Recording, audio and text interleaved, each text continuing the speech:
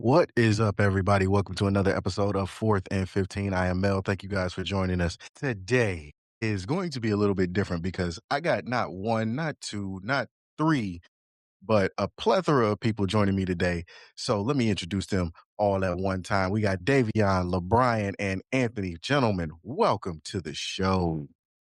What up, Don? How you doing? So I appreciate you guys being with me today. All right. Clearly, we all saw the Super Bowl, and it was definitely a snooze fest. The Seahawks won. It was pretty much a no-brainer. They avenged their loss when Beast Mode was still with the team. However, we got to go into the offseason. So what are you gentlemen hearing, seeing, thinking for most of the week carousel, the turnover, not only just at the head coaching spot, but some coordinator spot. So what are you guys thinking? What are you seeing? What are you hearing on your ends of what's about to happen in the NFL offseason, being that the draft is coming so close? I think I'm one of the most interesting pieces is for the first time in a long time, the AFC North is making a complete change. You got three new head coaches at some of the premier teams. So you got the whole Mike McCarthy going to the Steelers, which is going to be a big thing. They want to see if they can still go over 500 with having him as their new head coach. Then you have Jesse Minster going to the Baltimore Ravens, and of course the Cleveland Browns having Todd Monken. Does the power structure change in that powerful division? I kind of want to see how that's going to take place and what's going to happen. I think that is. I'm sorry. No, go ahead. I just didn't think about that part. Yeah, I think it's reminiscent of what we were looking at last season. There was a lot of struggles in our division.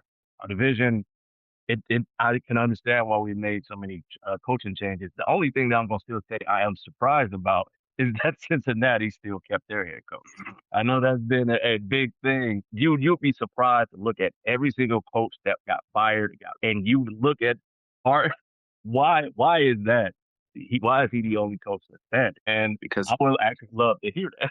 Why is that? the Bengals are cheap. That's why. The I Bengals heard don't that. want to spend money. The Bengals sell used TVs out the stadium. They like, look, man, this is the best we got. You feel me? We can't pay him and I not would be here. So that was community service. Those TV prices, okay, those some there's good prices over there. listen, thing is, as far as the AFC North goes, for the first time if ever, it feels like it's actually wide open. Because realistically, Zach Taylor probably should have been gone. But the Bengals doing us a favor by keeping him. You know what? I got to stop y'all right there because y'all bagged, and that's not just y'all, it's mainstream media as well. Zach Taylor gets bagged. He get banged on I didn't even every know his week name. See, because I'm thinking of another Taylor. But realistically, he gets run through the ringer every week. And I'm going to equate this to another situation in the same division in the other conference, which is the NFC North. Remember Matt Nagy, he got dealt a bad hand. And when he told him what he needed, they did nothing. Let's not forget that. Let's not forget, he went to the playoffs with the same team 2 years in a row. 1 year 13-3, the other year 10-6, and there was no change. I got some pushback against that. The answer, Zach Taylor, though. but to answer your question about Zach Taylor, yes, absolutely, the Bengals are cheap. That front office been cheap. That front office been so cheap. They out cheaping Jason Pitts. Okay, All he right, knows so it. that's my But mistake. Because I shouldn't have said Zach Taylor. I should have said the Bengals as a staff, crew, organization, all of it. You feel me? Because from top down, like everybody knows, outside of Joe Burrow and Jamar Chase, that team is horrible.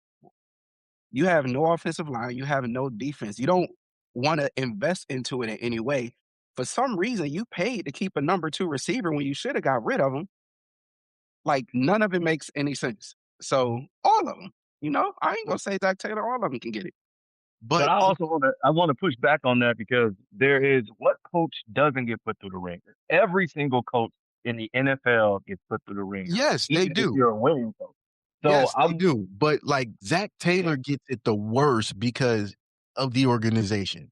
If we're looking at this realistically, he gets it the worst because of the organization. When was the last person I can remember them paying for real was Carson Palmer. Just off the top of my head, that's the last person I can remember them paying a substantial They amount of paid money to they stay. they paid Andy Dalton too, but people were very confused by the Andy Dalton. Like, why are you keeping him? Because everybody, the fans thought he was a mid quarterback, but they still kept saying, "Hey, he's the If quarterback. th What you gonna do about it?" if that was the case, then Carson was a mid quarterback too, because he never got past the first round when he did make the playoffs. So, I mean, as far as the quarterback thing go, at the time, it kind of made sense keeping Andy Dalton because we can always be like, yeah, this quarterback is mid, just get a new one. But where you gonna find a new one at? Like, That's a great Yeah, question. it's not that easy. And while because you brought it up, this year's draft class for quarterbacks is not the greatest. I'm not even sold on Mendoza, honestly. I was the one that you thought would be the second quarterback, I think it was Dante Moore, ended up going back to college, so that kind of set people up. Like, hold up, I thought we had one. No, you don't. I don't the NIL is gonna hurt a lot of things more than it helps. If we're being subjective about this, if we're being honest, this is gonna hurt a Yeah, lot more things than it helps. And I feel this is one of those situations where when you come out of college, you're making more than you did if you were gonna be the first 10 picks. So why leave? Then also that's gives you a little bit more power because now you can say, and I just want to say, I know we're live, so I'll be careful with the wording here. I know that I believe, what is it? The Giants have the number 2 pick. I believe so. It makes it to where if you're a player and you see a certain team, you're like, nah, I don't want to go there. Hey, I'm gonna go back to school. I'll talk to y'all when somebody else gets that pick. It gives But them a little bit more power to control their destiny. this isn't the first time that that's been thought about or done, though. Remember, we saw it with Bo, we saw it with John Elway, we saw it with Eli. This ain't nothing new. However, I'm I sorry, have it's the Jets that has the second pick. yeah, they just got the second pick. it don't matter. They in New York and they suck. It's just what it is. Sorry, if Okay. you look to my sister, she's a Giants fan. I'm sorry, it's just the truth. Get over it. Why I was But about to say, why you apologizing? Don't because apologize for telling the truth. I know she's gonna call me later. She's gonna call me later.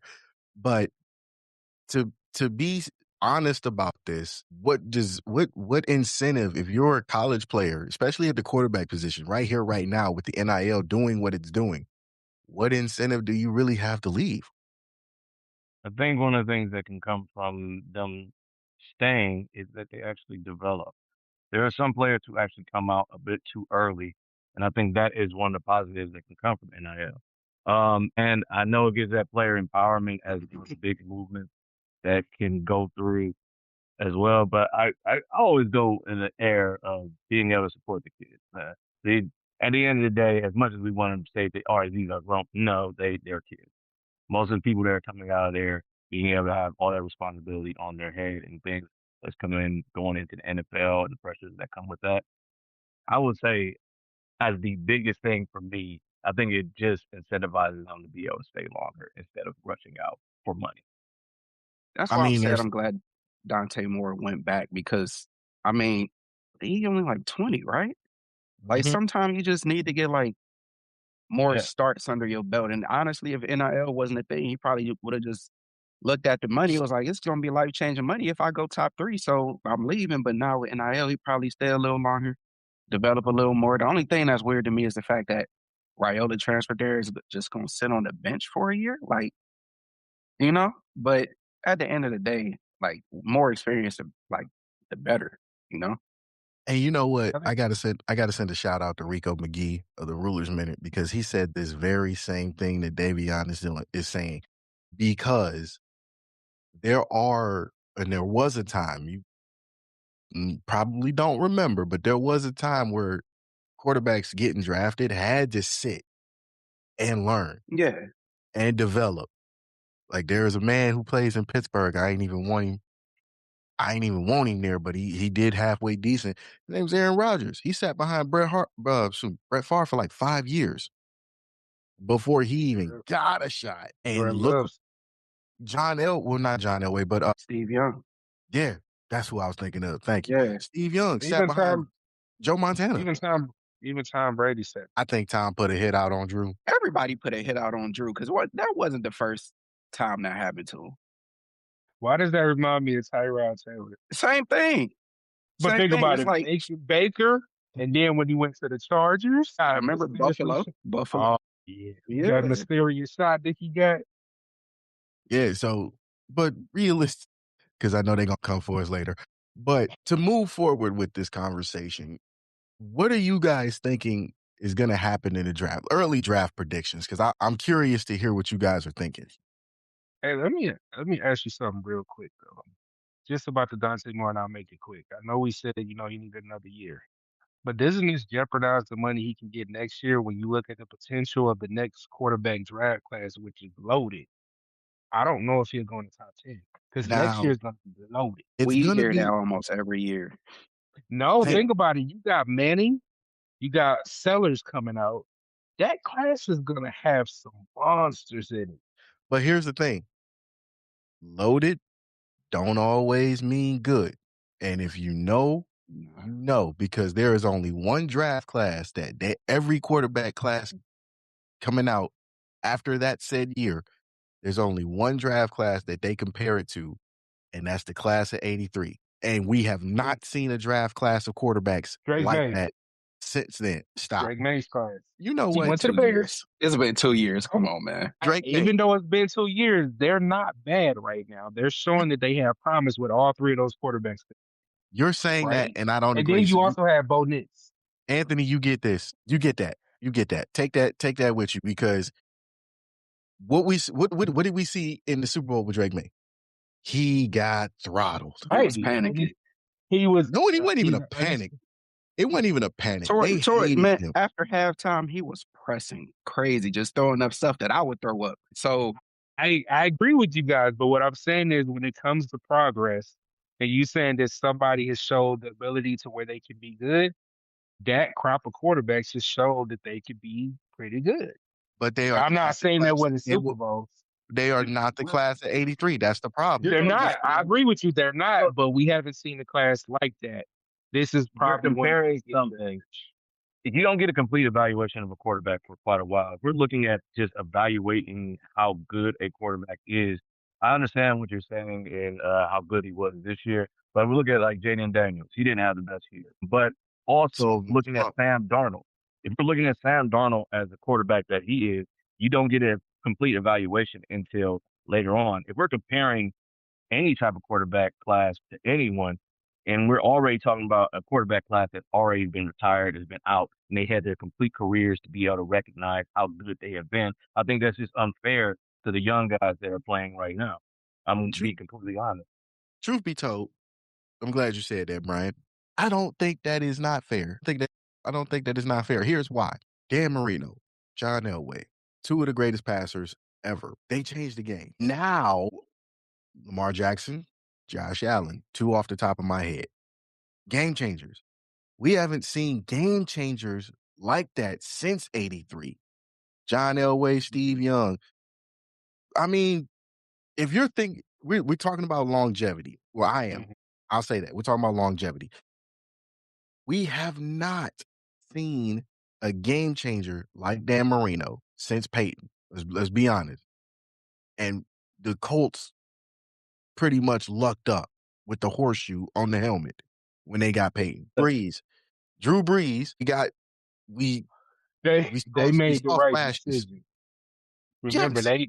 because they could have chose the other who person that we not gonna name over Peyton. I mean, they I could have chose a lot of understand. people over Peyton. They could have chose a You lot know of who people. I'm talking about. But what I'm saying is we haven't seen that out of these last 2 or 3 draft classes. I can say Because this.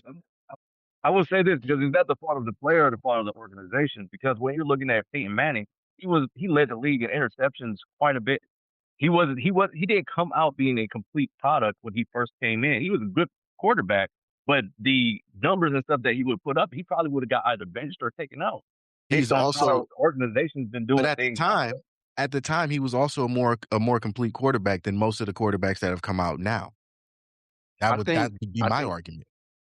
I think the issue now is really just like a development problem, honestly, because Yeah, there's no I was development. actually talking to a friend about this recently. Shout out to Jordan. So we was saying because none of us were alive for the class of '83. That was before our time. Cool. It was 3 years But before me. all right, but for like us, right? We still had Brady. We had Manning, like both Mannings. We had Breeze. The NFL now is so different that I feel like instead of like those type of quarterbacks that even we grew up with would win at the line versus quarterbacks now have so much running ability that even if they can't necessarily decide what coverage it is beforehand, the fact that they can move better than a lot of quarterbacks back then, they'll just figure it out. Not only Yeah, that, the coaches don't have time because if you drive a quarterback, number one, if you're not winning by year 2 or 3, you out of there. Can't develop nobody.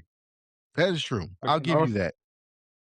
I'll give also you with guys that. college, they don't do as much as they can to make sure these quarterbacks are NFL ready. Because they Yeah, want to go with, hey, this is going to fit my system for right now. You do this, and this is going to at least get us a chance to make the playoffs. They're not thinking about the long term. Hey, this is what's going to prepare you for the NFL. So I think they had a story with Jackson Dart, who got drafted by the Giants. Basically, I think it was John Gruden mentioned to him during one of his film sessions, okay, give me a count. He said, height. He said, no, no, give me one of your snap counts. Fair Height. enough. All that's right. what I'm saying. It's just unfair. There is a point where you're looking at these kids who still haven't truly even developed in who they are going to be, and we're comparing them to legends. I'm just saying. I know we can talk about that, but looking back, not every legend started out like that. True. So Very true. Very true. I All right, know we're we gonna take mentioned Sam Darnold. I know we mentioned Sam Darnold, but if I'm him, I'm calling Lamar and Johnson after the Super Bowl. Like, hey, what's up? What y'all doing? I'm just at my Super Bowl party. all right, we're gonna take a quick commercial break. But when we come back, we already saw dunk contest, 3-point contest. We're gonna talk about a little NBA and what could happen with what we saw at the trade deadline. So we'll see that and we'll be back. You're watching 4th and 15. You're on the 216 Sports Network. Got a taste for something sweet, planning a party, or just want a midnight snack? Clarissa's Confections is a local treat maker here in Cleveland and has made many delectable and delicious treats for the young and old. Her treats are made to order and can be customized to your needs at any occasion. To place your orders, email her at sweetspyclarice@gmail.com or call her at 4. If you're looking for a good brand of clothing at affordable prices, then TGBG is just for you. Hats, shirts, hoodies, and custom gear all at your fingertips. And just in time for the weekend is Free Ship Friday. Free shipping on all orders. Just use the code FreeShipFriday at checkout. And all Godfidence items are 10% off. Head on over to tgbgbrand.com and get your orders in for your custom clothing now. TGBG is the official outfitter of the 216 Sports Network. TGBG, to God be the glory. If your tees never feel quite right, listen. This one from TGBG brand is super soft, light, and has that perfect street fit. Unisex, premium cotton blend, your new go-to. Grab one now. All right. We are back. And Jacob finally joined us. Jacob, Hey, what up, buddy? All right. So we said we was talked about the NFL, and we're gonna fast forward to the NBA. I'm gonna be honest with you guys. Star break does not have the same flair that it used to. We used to be ready for the All-Star game, but clearly this is not what we are used to. So I'm gonna leave that alone. However, we saw some trades that are very interesting, and I'm still scratching my head. Even though it's working, it still got me scratching my head. And that trade was the Cavs trading for James Harden. I can go into that. But where I'm going with this is, out of all the trades, which one shocked you the most coming out of The the trade deadline? the thing that Is- shocked me the most was Giannis not being traded. Yeah, that's Since probably you've been hearing about that since last year, and even leading up to it, you kept hearing like pretty much every team was trying to get a deal done just for him to stay there. And I don't understand it because I'm one of them people. I'm in a strong belief where if you got a star and you not winning, or it seemed like they don't want to be there, just trade him. Because what you keeping him for? The reason I'm gonna say this is because I've seen this firsthand. I'm not saying I can fully speak on this, but I've seen it firsthand. The problem with that scenario is there's a power struggle there. And when there becomes a power struggle of, I want to go, we want you to stay, what we got to do, y'all ain't doing it, I want out. And I'm not even going to say that this trade deadline was blown. What I'm going to say is for Giannis to stay, there had to be some type of financial incentive that's either coming or is already in place for next year. Now, that's not to say it's true. That's not to say it's true. What I'm saying is this is the type of stuff I've seen happen because a team doesn't want him to go or said player to go. Best scenario I can throw out there is Mike. A whole bunch of teams wanted Mike every trade deadline. I'm not leaving. You want to play with me, you come to me. But Yeah, honestly, I was a little surprised about that. Not really, because they was asking for a lot. Like they was asking for too much for Giannis. That teams want to go away from that. But I was more surprised about Ja because, like Davion was saying, you know, when a team has a bad relationship with the player, they usually tend to get them out of there quickly. I thought Ja and everyone would have been traded, but he's still in Memphis right now. Yeah, that's one of I those think it's trades that I Ja. was looking at too. I remember, I think Ja. when we were talking about it in our group chat, I actually thought we were going to trade Ja Morant for Darius Garland, which I thought would have been actually a good situation for both of them finding new places.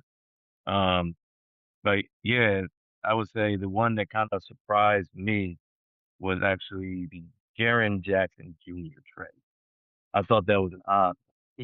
Didn't I felt as though Utah is in a weird state about how it's going about its this whole tanking situation and all these things, and I thought they were in a good place. Honestly, they had a lot of good young talent.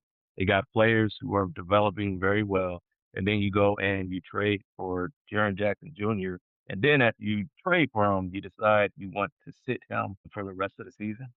It just it's odd. And I'm very respectful for what Danny Ainge does as a GM. And I'm looking at it, it may be a changing of how GMs go about doing things, but I think they may not just saying it at this window with OKC and everything that's going on, may not be a good time to do some certain things, but still am kind of baffled by that. The James Harden trade, I'm not baffled by. It actually makes a lot of sense. But I'll let y'all speak on that because I'll speak on that a little bit later if possible. Giannis just put out a message saying he doesn't want people to think he's a quitter. He's committed to the Bucks. yeah, I'm committed to whoever paying me too. we all are to a degree. To a degree. Ryan, you brought up an interesting point. Speaking of tanking, it has been released and documented that Adam Silver is talking and in discussions about fixing the issues for tanking in the NBA. Good idea, bad idea. Good idea. Good ideas. I was Good idea. look at Washington and how they're dealing with when they got Trey Young, they decided to sit him, and they've been weirdly decided that I'm just gonna sit these players and we're not even gonna play. We're not even gonna have to do anything. No, Maybe they stumped their Come on, man. It's Anthony Davis. Maybe he stumped his peaky so getting out of bed and now he got an injury. It could happen. Technically speaking. yeah. But I mean, two things can be true. before we get off the subject of trades, I do want to address the James Harden situation.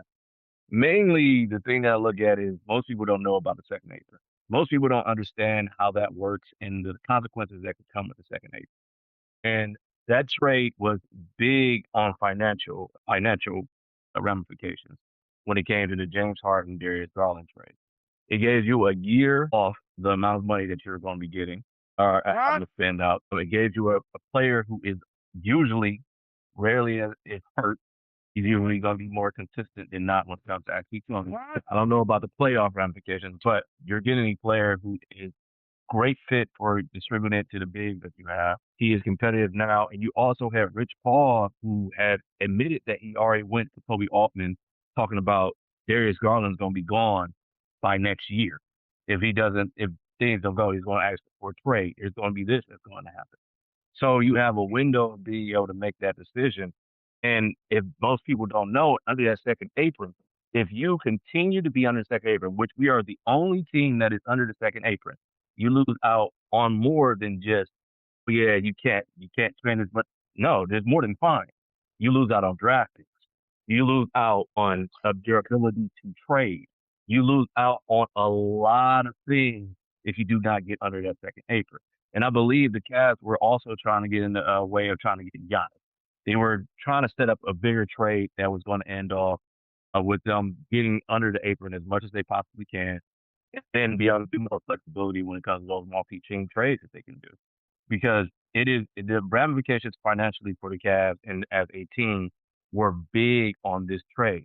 As much as people will say, all right, Darius Garland is the young player, they're already looking at their agent already talking about if he's gonna have to get traded. He already had enough.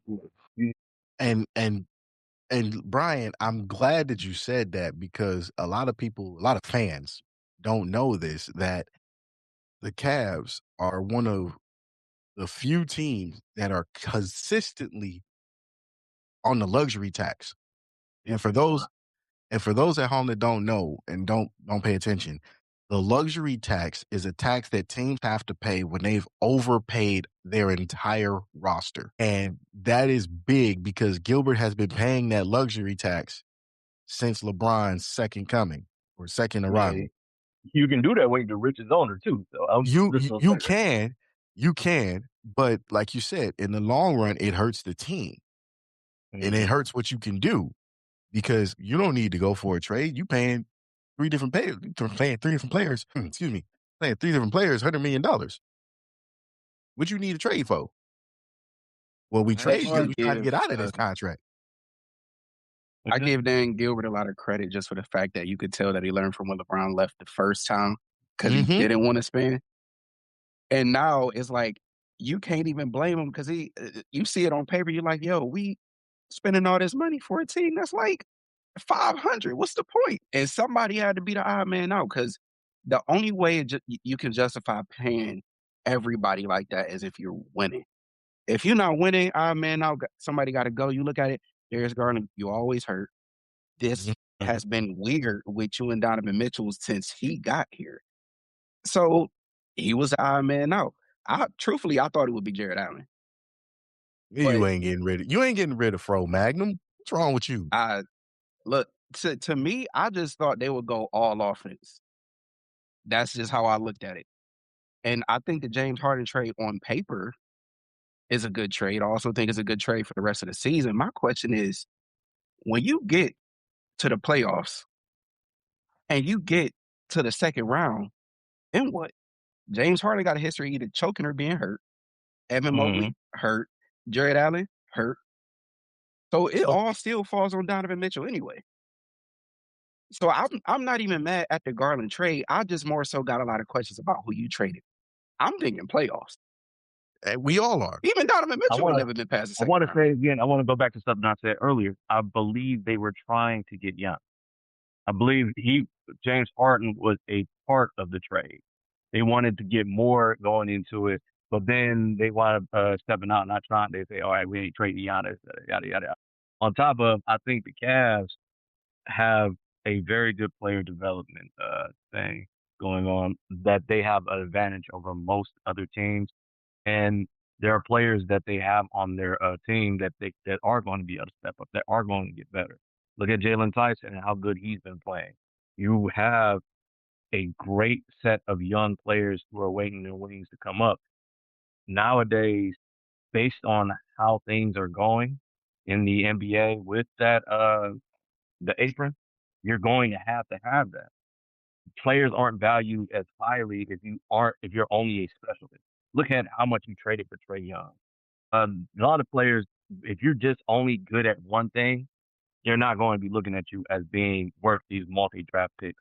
On top of, it's hard to go about this structuring and financial manipulation when we're looking at the collective bargaining agreement being the way it is.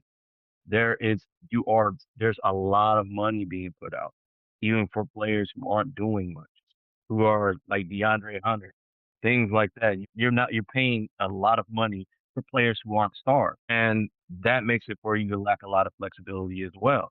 So I think there are a lot of things on the outside of just being basketball that made this move possible.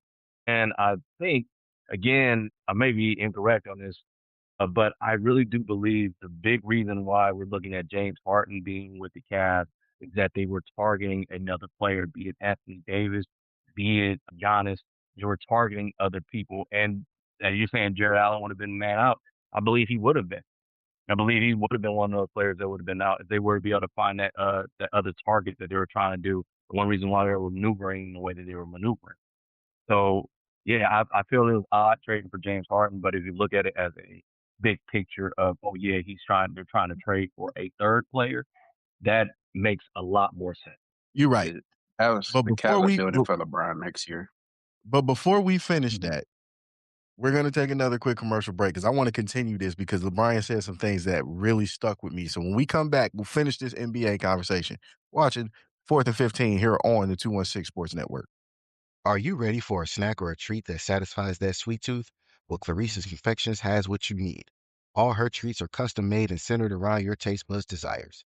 Place your orders now by emailing her at sweetsbycarice@gmail.com or call her at 4. If you're looking for a good brand of clothing at affordable prices, then TGBG is just for you.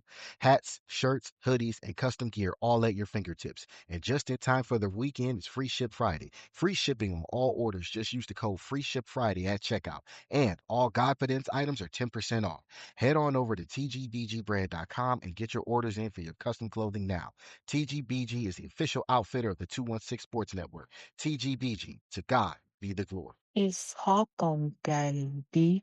If your tees never feel quite right, listen. This one from TGBG brand is super soft, light, and has that perfect street fit. Unisex, premium cotton blend, your new go-to. Grab one now. And we are back on the NBA talk. Brian, before we went to commercial, you said something that was really telling when you mentioned that the pay scale for players now is not the same as it was years ago. And you are right, because there were guys that got paid just to do one thing.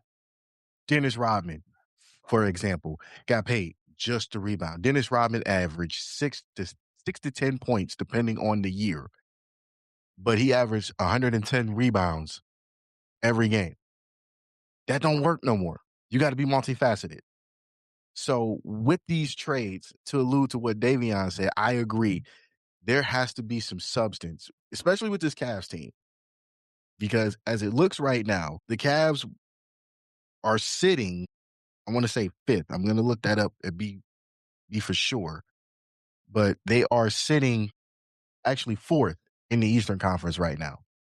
So they are literally a game behind New York, 2 games behind Boston, and 6 games behind, well, 7 officially, 7 behind Detroit. I didn't think Detroit was going to even look good this year, but hey, shit, I bet eh, Detroit. should it be a weird year? I'm not going to be disappointed. But this Davion brought up a valid point as well, because this is going to be playoff time pretty soon, and questions need to be answered.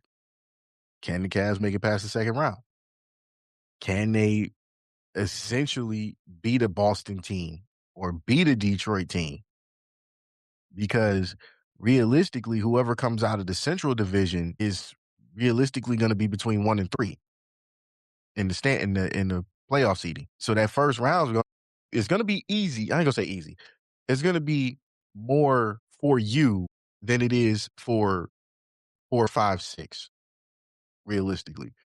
So moving forward after the All-Star break, what are you guys seeing, or what are your thoughts going to be? Does anything change for the East or the West as far as what we see and who makes the playoffs? I think, Uh, mind me going first. I think when we're looking at how the NBA landscape is going, especially in the East, we have a lot of fresh teams going into the playoffs. These are like their first time. being a dominant position. Like you said, Detroit, it wasn't for sure that they're going to be as good as they are going to be. And I think experience is one of those things that's going to pay off in the playoffs. And I think this is looking back at James Harden being a player that he is. I really think he's actually going to perform well this coming season. I think there's a point where I think he has matured a bit when it comes to how he views the game and how he goes about things. He's not going to be looked at as being that focal point. He's going to be more of that person who can create for other people. You just got to look at not only are we going to be getting healthier as the season goes on, because we still haven't got Max Strus back, and Evan Mobley has been out.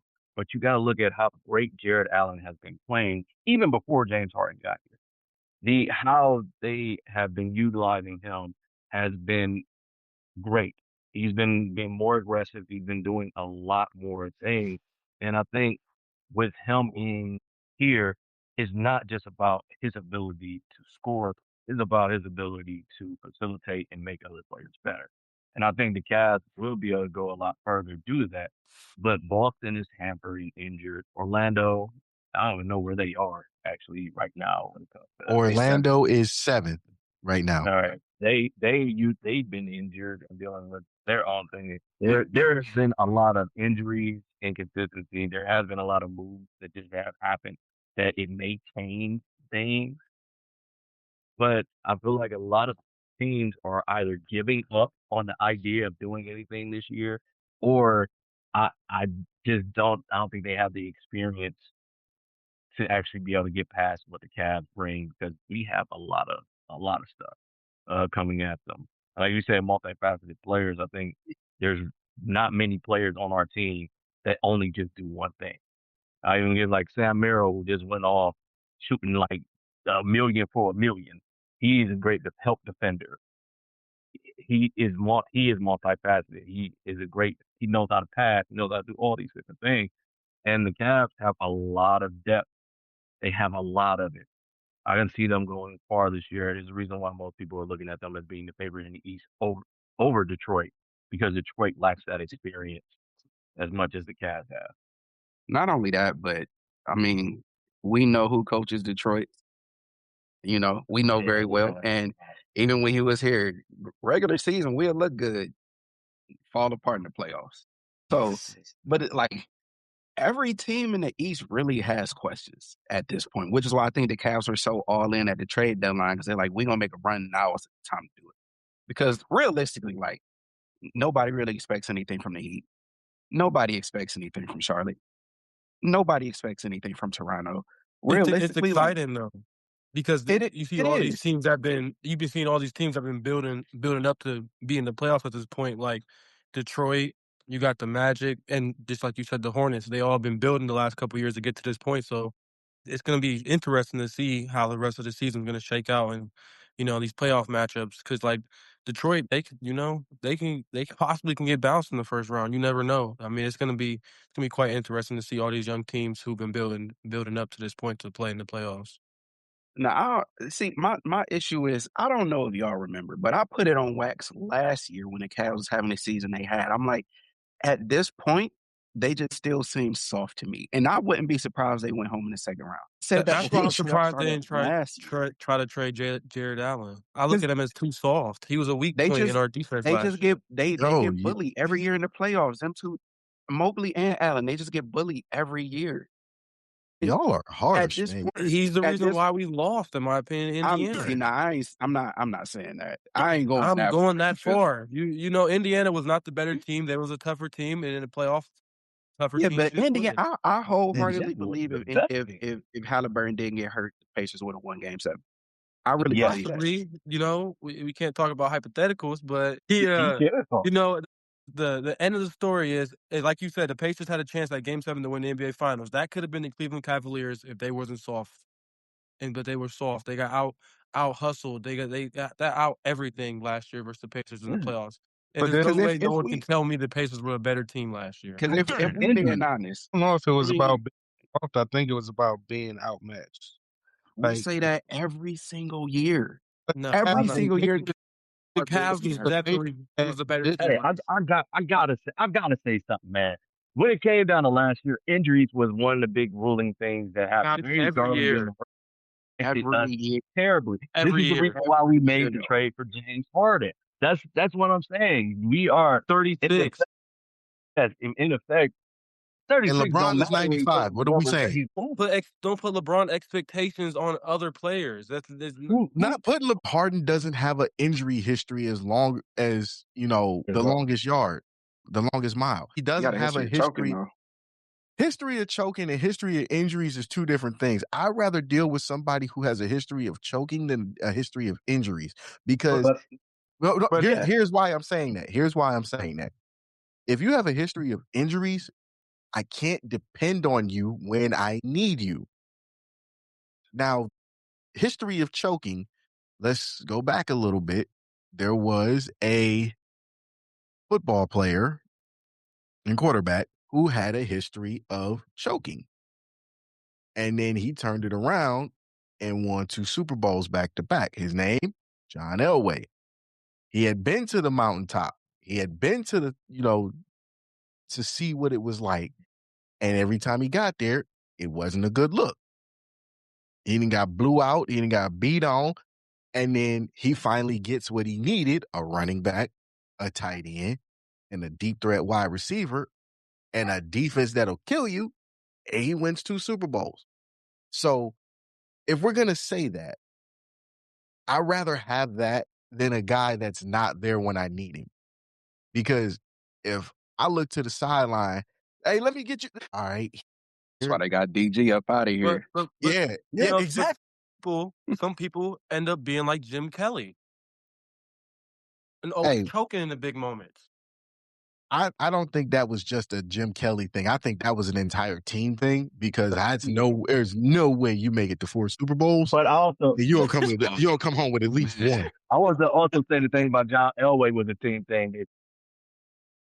And that's what I'm saying. And that's what I'm But saying because maybe James Harden is the piece that they need to at least get them to the Eastern Conference Finals. Now, Also, what don't happens in put the the scoring finals? on James Harden. Let him be the facilitator. If But you put the scoring and stuff on his hands, he's gonna choke. And but that's what you have I think Donovan that. for. that's what's going. That's what's happening. That's what But we're talking about. but And that and that's when stuff gets thick in the playoffs, and we need more than just Donovan Mitchell to score, and you put that on James Harden, we're gonna. but I want to also let me say one thing before. I would say one also the other things that was hampering the Cavs is that we had Kenny Atkinson in his first year as a coach. He was his first year coaching the Cavs. There were a lot of things that I feel like we could have did better at. I felt like Jalen Tyson should have got some run in the playoffs. I felt like Craig Porter Jr. should have got run in the playoffs. I think him understanding, recognizing more about his players going into this season has made it for him to be able to utilize them a lot more. I'm like Craig Porter Jr. is a solid point guard. I think him understanding and utilizing Sam Merrill in the way that he has been using him has been expanding on his ability to coach the Cavs. I think experience is the thing that is going to be the determining factor in these playoffs. And I will say the Cavs have experience. They may have not won everything. They may not have been world beaters when it comes down to it, but I think that is one of the things you learn from those losses. You learn those lessons. And I think the Cavs, out of any team in the league, have been dealt a lot of lessons when it comes hmm? down to the playoffs. I And we've been really getting dealt so. lessons since 2014, man. Let's call it what it is. Yeah. I think So I That that injury bug has been a pain in the butt yeah. Every every year. year since 2014. Every year. is you wanted Mobley to be more aggressive and be more involved. He was your road to the championship. So if that Mhm. is the case, James Harden is the perfect running partner to make sure that he can reach his full potential.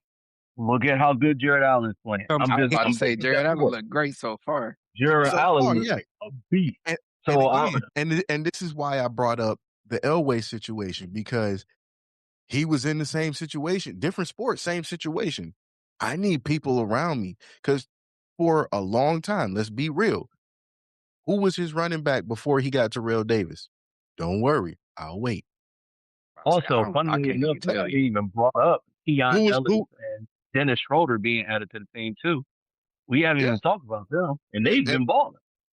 Everybody. I mean, I wasn't sold on Ball, but to begin with, but I was. So I have a question, Mel. So are you blaming James Harden like non-success in the playoff on his team that he had? I'm blame. The only thing because Because I was a James realistically, Harden fan growing up. We had the bet. We yeah, had the team. We he had had everything. Russell. We didn't need more pieces. He As had a Russell and Westlake. That was a three-headed monster. That was a who? coaching I'm thing. not Russell. I'm not talking Russell. I'm talking about when we had Chris Paul. When we had And that's what I'm Clint saying. Capella. That was a coaching thing because there were some coaching errors. That's not coaching is not And I missing think that was going 0 also for timing of 27 the versus the Warriors while you're up 3-2 in the playoffs. They're up Now, didn't Chris Paul 3-2 get versus injured? Kevin Durant Warriors, and they missed Yeah. 27 threes in a row. That's not Then Chris, coaching. He got because injured. He got injured in Game so 6. that again, I'm going to say there are like the history kind of rewrites itself when we're looking at But only winners. Chris Paul There's didn't miss a 27 lot of threes after he got hurt. But I yeah, think at the point James Harden, it was either James Harden or bust, so he had to be the start regardless. He's on the team now to where you got Mitchell who can score. We discounted Tyson who can score as well. So he got That some guys. entire team can score. That Rockets team was the best offensive team that year. They were But the scoring the it ball. knows is it seems like everybody just brings up the game sevens or those last games, but they don't bring up the games before then. What happens with this team if you don't even get to a game 7? You could take them out in 4 or 5.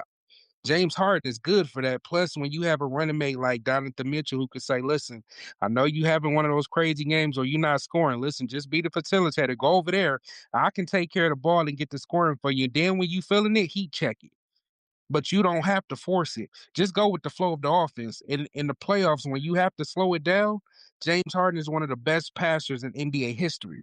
When it comes to doing passes, seeing the floor, say, hey, slow the game down for yourself. Make the right pass, pick and roll so we can get some easy buckets. Either you're going to be able to take it in with your Euro step or alley-oop it to Evan or Alec. But either way, you're going to be responsible for us scoring. So we don't need you to do everything. The way I want to say again, I'm sorry for interrupting, but I want to at least say this. James Harden is a gamble, but the Cavs need to gamble. There is, at this point when everything is going on and there seems to be the East being wide open, like you said, you would rather gamble on somebody who is there and may have flopped in the playoffs, may have had a path to doing that. But instead of somebody who constantly seems to not be able to make it to the playoffs or is hurt for some reason or another, I don't. I understand the hesitation. I understand how it doesn't seem like it's a for sure thing, but it's never for sure. It is never, especially in the beginning. So we can look at and compare to all the other teams that's going on, but I really feel as though the Cavs have made a significant stride in the trades that they made and the moves that they have made. I really think Kobe Altman is a great GM, not even GM, he's player, head of player operations. We have a different GM. I don't know his name. You only hear Kobe Altman. We actually got a I I look at thought James Kobe Harden as Altman like a was the 2-year rental. GM. We're giving James Harden 1 shot or 2 shots at playing good in the playoffs. That's more than a gamble. but that's all you need, though. That's It's, trying to go. That's like saying we're going to go to the casino today and make $1 million. but listen, That's more than a gamble. hey, all you to need get it, win a championship. We're That's how basically you. telling James Sometimes Harden you you gotta got think this like year that. and next year because he's gonna not be playing basketball in a couple years. He's 36. That's okay. Because you're looking at trying this whole cap situation, the whole thing that's going on with the second apron. You're going to be having to move on to those smaller contracts to begin with. One of the things that just happened recently, there was an interview with Kevin Love when he was talking about how the tax apron has made it for it to be hard for to keep players, the teams like OKC together. You can't keep them all three of those players, Chet, Shea Gilgeous-Alexander, all three of those players that they got over there, they're not going to be able to stay together mainly because of the amount of money that's going to be coming out. There's going to be a reset that's going to be coming up in a few years simply because of that second April. So Do with you Elgin, think Donovan Mitchell's gonna be with the Cavs his whole career? Same thing with Mobley. I don't know because you got to look at how the money is. It's the money. No. The answer is no. Nah. You know No, it's not. You don't So it's gonna be a big you don't really rebuild. you don't really find loyal stars like that actually stay if they not winning. yeah, At you least got to be. And you like that's why I don't understand. That's why personally I don't like the James Harden trade because you're basically saying you So got to win these next I 2 don't, years. And I I don't. think the Cavs front office know that Mitchell and Mobley's not going to be there their whole career. But And I that's why they're already making told these y'all. panic trades trying to win. that's what but I literally just said that though. That's what I'm It's saying. The panic. money. isn't going to be there. Panicking. We are People also don't talk about kind of how Boston had to do it as well. Yeah, and Yeah. just literally went through and got rid of all these players because of that money. the Some Cavs of the not two best panicking. players. They just building for LeBron's retirement tour. That's what Oh that my is. goodness, that's so trash. Yeah. I'm telling you, that's Hey, what fella, that is. And on Hey, that I think we're note, going on commercial. we got to get to yeah. commercial. And on that note, we going to commercial. You are watching 4th and 15 here on the 216 Sports Network. Got a taste for something sweet? Planning a party? Or just want a midnight snack? Clarissa's Confections is a local treat maker here in Cleveland and has made many delectable and delicious treats for the young and old. Her treats are made to order and can be customized to your needs and any occasion. To place your orders, email her at sweetsbyclarice@gmail.com or call her at 4. Are you a team looking for a new look on the sideline this season? A company looking for a more casual look? Or just trying to introduce something new to your closet space? GBG is the brand for you. Jackets, polos, hoodies, and everything in between. GBG has the clothing you need to serve a purpose for every occasion. To place your orders, contact them on Facebook and Instagram. Check out their website at www.tgbgbrand.com. Email them at tgbgbrand@gmail.com or call them at 440. TGBG is also the official outfitter of the 216 Sports Network. TGBG, to God be the glory. All right. We are back, and that was an interesting and yet comedic lead into our next segment. However, what we're going to do, we're going to fast forward. We'll move to another sport, let that calm down for LeBron's supposed last ride tour. Baseball is coming up. We already in spring training, and everybody knows, if you don't know me, I am a huge baseball fan. So before we even get into the season, the 2026 World Baseball Classic is coming up on us, and it will be starting in March 5th through the 17th. The usual, what I mean by the usual is the usual teams will be in there: Puerto Rico, Venezuela, Panama, Mexico, Dominican Republic, Colombia, Nicaragua, Brazil, Chinese Taipei, and of course, Japan. Here is where I get nervous. Here's where I get nervous. I'm looking at the pools, and the United States, I'm not going to say they have a easy route, but it's easier than it has been. Because when we look at it, they've been put in some pools where it's just like, boy, that's tough. You get handed a worse hand than the USA in hockey in the Winter Olympics. Here are the pools for said World Baseball Classic 2026. Pool A, Pot 1, Puerto Rico, United States, Japan, Venezuela. But the pool is Puerto Rico, Panama, Cuba, Canada, and Colombia. It is no shot for Canada. I'm sorry. It's no shot. Pool B is United States, Mexico, Italy, Great Britain, and Brazil. Pool C, Japan, South Korea, Australia, Czech Republic, and Chinese Taipei. And Pool D, Venezuela, Netherlands, Dominican Republic, Israel, and Nicaragua. Everybody doesn't like to really talk baseball, but this is something that actually gets me excited because remember last World Baseball Classic, two teammates were playing against each other and one struck the other out before the season started. And if you ask me, I think Mike Trout took that personal because you ain't gonna strike me out and then go be on the same team with me and be cool. I can't let that slide.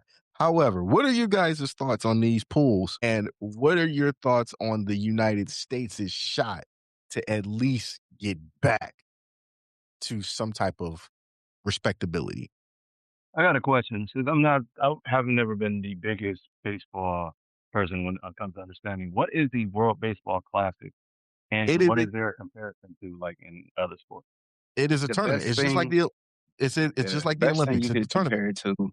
That's what I was about Oh, to say. So to me, I'm with LeBron. It may just be a generational thing, honestly, because I always feel like 162 games is too much. But past that, I can't. The only two times I can actually watch baseball are this and postseason. If I'm not going, I'm not watching it on TV. But because Oh, this is a country wide thing, it gets heated, especially Matter of fact, when, like he said, you can equate this "No, to you the good." World Cup. No, you can equate this to the World Cup. I think it's one of those It's things. Go ahead. I was just gonna say this is one of them things where, to me, baseball is actually real competitive. Because if I'm watching an MLB game and this game 18, you can't guarantee me they playing that hard for real. They're like, Oh, man, we got 162 of these. You feel me? It's only game 18. Like, we'll be all right. I mean, I'll say it like this, right? So, as far as baseball go, I grew up just with my grandfather who, when he retired, he had season baseball tickets. So he was going to every single Guardians, and you know what their name used to be, but we're not gonna do that. Man, I still say Indians. I don't care. It don't bother You me none. ain't supposed to do that.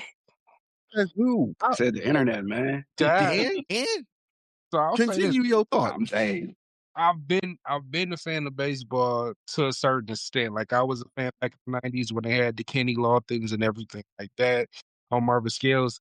It was basically it seemed like the players that you grew up watching, you got to see them actually grow with their team. I think kind of the biggest thing with baseball and kind of the popularity at the moment is they haven't been able to evolve with the times to make their sport more popular. They have tried to emphasize like a pitch count so they can make the kind of speed up the game a little bit, hoping that would help. But I also hear them now talk about maybe a salary cap being involved, which Please. I think maybe that may be something that probably would help the game because I always say if you're a fan of a team in a smaller market, you kind of know that you're already just a farming system for one of the bigger markets. So a lot of people won't get their emotions involved. And with sports, it's supposed to be about emotions. You're supposed to be emotionally attached to your team for you to get invested. Doesn't allow people to technically do that because for a long time with the Guardians Indians, we were basically a farming system for the bigger teams where we knew so and so, yeah, he's going to go to that team because we know he can get more money over there than what we have. Lindor. Yeah, the amount of money in baseball is insane. But basically, You're looking sure their at money. Shohei Ohtani and stuff, man. But here's the But thing: however much New York makes, that's just their money that they can spend on the roster. They don't have to give some to the Cleveland Indians whatsoever. But I don't agree with it's a farming system thing. I think this is literally a market thing because we see this in other sports. We see it in the NBA. For a long time, Cavs had one of the better teams, if not one of the best teams in the NBA. What happened? We kept running into Michael Jordan. And then we got LeBron. What happened? He kept running into super teams. Not that Mike didn't run into any super teams, but you know, Mike built different, dog. my point is all head compatriots, I can tell. he ran into LeBron's still the GOAT. he ran into issues. And those issues were more often on the field than it was off the field in the front office. This is one of those scenarios where, since you brought up the salary cap thing, I could take it or leave it. And the reason I could take it or leave it is because baseball been around for 100 and some odd years. Everybody at one point was getting paid the same amount. And now all of a sudden you got a problem with it. On the other hand, there are owners that are like, man, we can't keep up. Okay, well, do what other owners or other teams are doing. Start an ownership group. All these millionaire players, they looking to invest in something.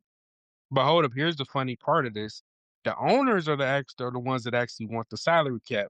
The players are the ones that saying, no, we don't want to do that. And I mean, because they want to be able to get paid what they're What- worth, and I don't I blame them. think But- with that conflict happening, there is going.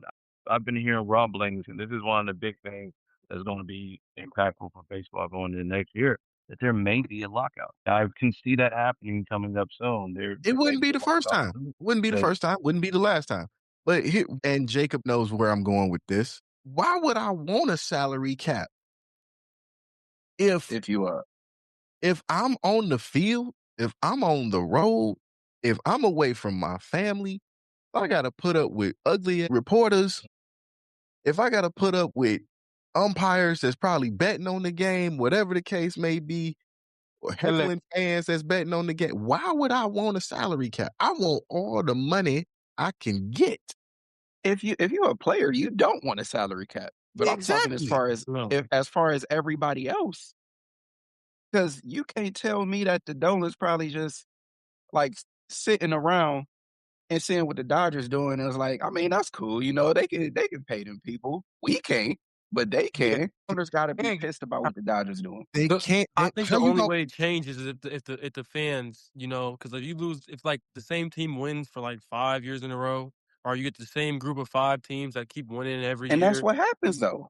But here's the thing. But if you're not losing viewership, why change it? You know what I mean? But if Here- it's up to the fans for real. If the fans boycott it or whatever, then they'll be forced to change something. Here's my thing with what Davion said. Can I tell you how to spend your money? Not at all. Brian, can I tell you how to spend your money? If you're a financial advisor, I would assume you would be. I'm not a financial advisor, but can I tell you how to spend your money? No, sir. No, you cannot. Anthony, same question. if you in the NFL, yeah, because they do that. They tell you exactly how to spend your money. Man, that's not the question I'm asking you, brother. You dodging. Can I tell you how to spend your money No, right here, no. right The now? Can answer I is tell no. you The how to answer spend? is no. Answer is no. If you Okay, got an investment, so here's the thing. If I can't tell none of y'all how to spend y'all money, can't nobody tell these billionaire owners how to They all spend their got money. billions. But here's the thing. Some of these teams were smart and got groups. Magic Johnson and the group out there in LA. Magic Johnson got money we ain't never seen he had money. New York with the Steinbrenner family, they got money they ain't never seen. Boston, money we ain't never seen. Texas, Bush owned the Rangers. President Bush owned the Rangers at one point. So that tells you But there's money there. you So know, but Brian, but think about what you said. Think about all the teams you just named. You're not naming the Cleveland. I'm You're not going to. naming like I'm a going to. Milwaukee. No, Mark, I'm going to because the Guardians, Pretty good whatever you want to season this call them, year. they have an ownership group because the owner of the New Jersey Devils bought into them 3 years ago. So there's money that can be spent there. Haslam has even talked about buying into the group as well. I don't know if he's going to do it. What my point is, he has the Oh, please ability no. to do it. If you you know, can start all these groups, if you can start all these group ownership groups, who's to say that you can't come up with the money? Because it's there. Lindor, because somebody brought up Lindor. Lindor didn't even want as much as what Mike Trout got or what Betts got or what Ohtani got. He wanted a little bit more. Should he have gotten it from here? I'm going to say yes, but he got it but from the Mets, and he ain't been the same since. cheap. That's I not mean, that's hey, not we got nobody's fault but the the Dolan. Dolan.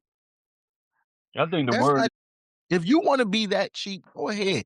If the purpose of you being an owner in the sport is not only to one, make money, and two, win championships, you're failing at one, and you shouldn't be. Because for 10 years that I can think of, outside of the 1990s, for 10 years, you've had one of the best teams in baseball, and you have nothing to show for it.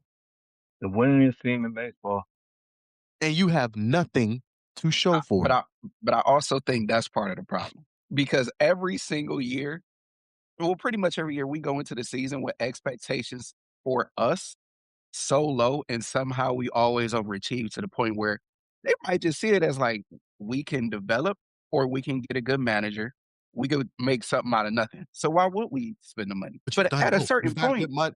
You've got the best that's farm that. system in baseball, and you've got a very good manager. Why are But you? that's what I'm. What do you? That's what I'm saying. Instead of spending money to add to what you already have, they just like we just gonna trust in what we already have. No, Sometimes you got to spend to get over the hump, and they don't want to and, do it. I think and that's that the only reason why for a small market team like us, I would be okay with the salary cap. Like, listen to me, because you would have to spend a certain amount, and that would hurt the Dolans because it's like, whether you want to or not, you got to spend up to this amount. So they would have to throw out the money. So I hate to maybe break this to you, but you're gonna have to spend the money regardless because you got to keep up.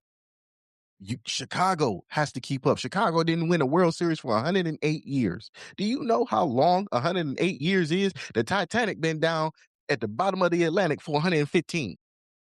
I'm still salty about their championship, man. But that's my point. Small market. Chicago's a small market when it comes to baseball. Got a championship within the last 10 years. It is 2026 now. They won it in 2016. So don't tell me But money can't be spent to make but a better team. It can. They just don't But, want to, and but that what salary cap ain't gonna help. do you do if it's shown that he's not willing to? Should there be some type of penalty that's enforced on him to say, "Hey, dog, you can't do that," or like be It's some his team. how to spend his It's money? his team. His team. Here's the thing in sports. There is partial leeway to be told you have to spend money because that's where it's going. That's where the trend is. That's where the trend is. Look at what LeBron, look at James Harden, Kevin Durant, Russell Westbrook, all those guys pushed the salary cap. That's why the collective bargaining agreement in NBA is higher than it's ever been. You can't tell me it can't be done in baseball because it can. You don't need a salary cap. You just need a smart group of owners who have the money, and the Dolans have it. So does the guy who bought into the Guardians from the New Jersey Devils. Well, I ain't seen the Devils win the Stanley Cup in how long? Listen, I told you what they need to do. They need to go over there across the street while it's there, go up to the Brown Stadium and have a little talk with the billionaire that say, "Hey, I know you got the Bucks, I know you got a soccer team, but how about you come and invest over here with us? Spend some of that 250 million this way so we can go ahead and get a couple more players." Exactly. And there's no salary cap needed for that. You don't You need know, a salary cap to do that. Haslam be like, "Here's 500 million. Call me later." And he about to build a whole $4.2 billion stadium in Brook Park. So there's no reason, again, there's no reason why we need a salary cap in baseball. I said I could take it or leave it because I can. I don't really care. Baseball gonna be traditional. That's gonna be the only traditional sport left in America. There's no way you tell me, oh man, we a small market. Every market starts out as a small market in every sport. Think about all the teams that that ever won a championship. Cleveland, the Cavaliers won a championship, and we are considered a small market here in Cleveland. And we have some of the most legendary sports teams in all of sports. But it took the second greatest player in basketball history to do that. Don't even matter it don't matter who it took. The market is considered small. I'm looking at consistency over just like a couple year thing because as far as baseball goes, like the Dodgers won like 3 or 4 in the past 6 years. And we see And how that they just still spending and like spending. realistically, like if this was any other sport, that wouldn't be happening. Cause you see when the Warriors had that run, they had as soon as that happened, the NBA changed the rules.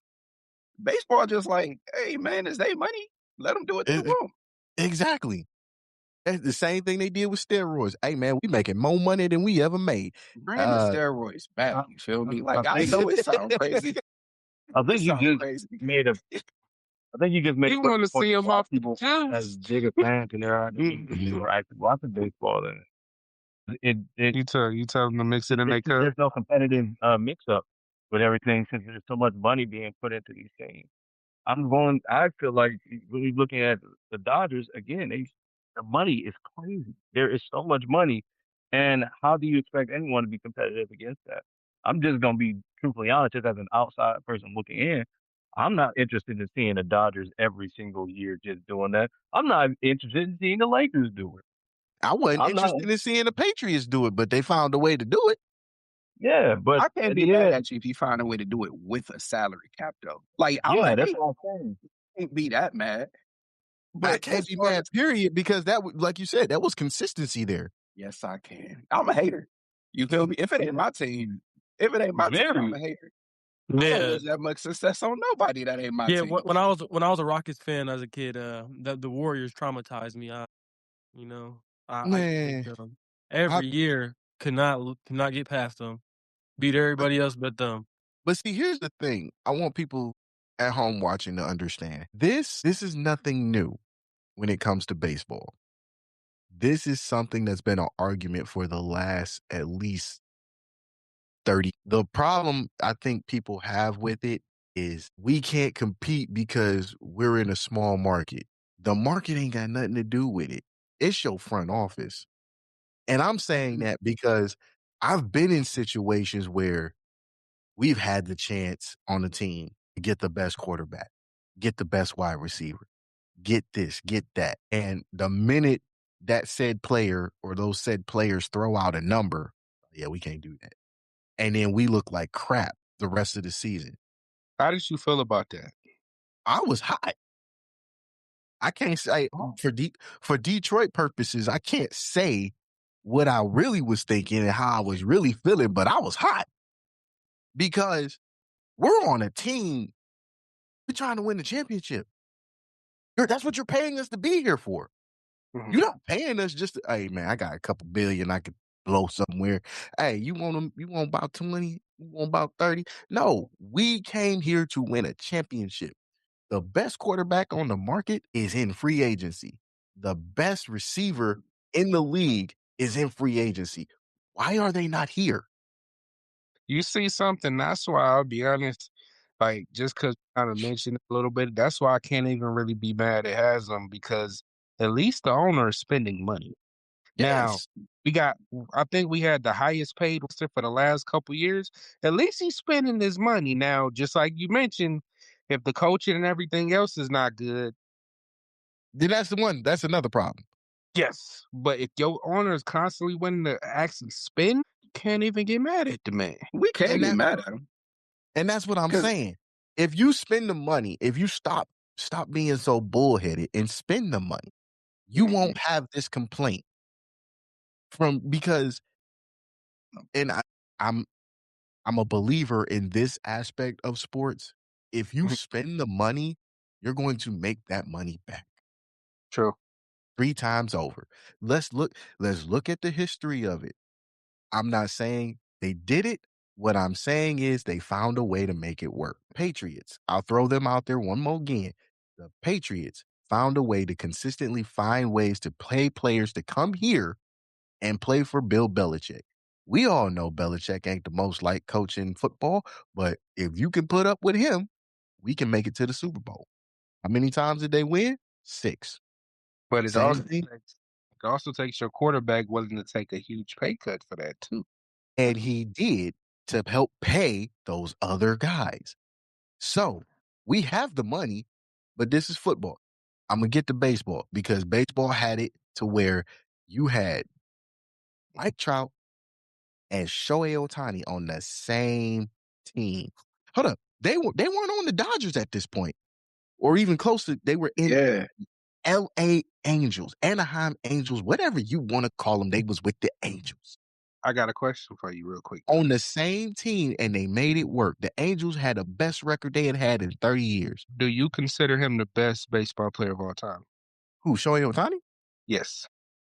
He's up there. He's in my top 3. Who's your top three?